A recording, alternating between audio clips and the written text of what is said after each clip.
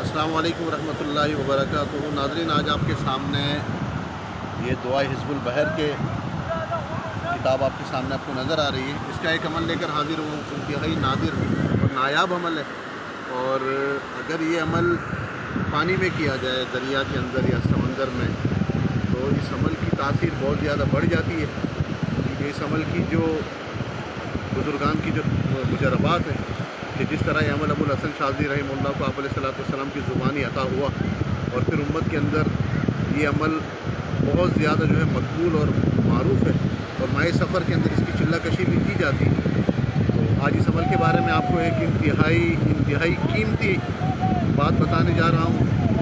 वो ये कि इसके जो कबीर अमल जो निकालते हैं माए सफ़र में से रोज़ा, तो वो अगर साथी 41 मरतबा इसको साहिल समंदर पर आकर पानी में खड़े होकर पढ़ ले या बैठ कर पढ़ ले, कुर्सी लगा कर बैठ कर पढ़ ले, तो इस अमल की इतनी तासीर बढ़ जाती है, इतनी तासीर बढ़ जाती है कि जो हद से नाकाबिले बयान है।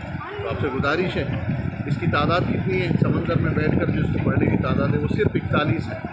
41 मरतबा इसको पढ़ा जाए, और 3 दिन का ये अमल है। से रोज़ा अमल 41 दिन का निकाल लिया जाए, बहुत ज़्यादा खातिर का फ़ायदा है। वो साथी भी निकाल सकते हैं जिन्होंने कभी अमल नहीं किया है और इस वजह से फ़ायदा लेना चाहते हैं। तो ये साहिल समंदर के किनारे आकर 3 दिन तक रोज़ाना इसको 41 मरतबा पढ़ लें, अव्वल आखिर दुरूद शरीफ पढ़ लें। इंशाअल्लाह इसके बहुत सारे फ़ायदे और बरक़ातें हमें नज़र आएंगी। अस्सलामु अलैकुम रहमतुल्लाहि व बरकातुहू।